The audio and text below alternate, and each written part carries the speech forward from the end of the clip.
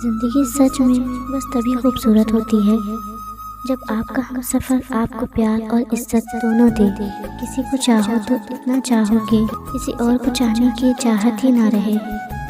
औरत को चांद तारों की नहीं, इज्जत और मोहब्बत की ज़रूरत होती है। मोहब्बत वह वाहिद रूह है जो एक वक्त दो जिस्मों में रहती है। नसीब का लिखा मिलके ही रहता है, कब कहाँ कैसे ये सिर्फ अल्लाह जानता है। मोहब्बत चेहरे नहीं देखती, मोहब्बत एहतराम और पाकीज़ा जज्बात देखती है। हम हर हाल में मुस्कुराते रहेंगे अगर आपकी मोहब्बत साथ होगी।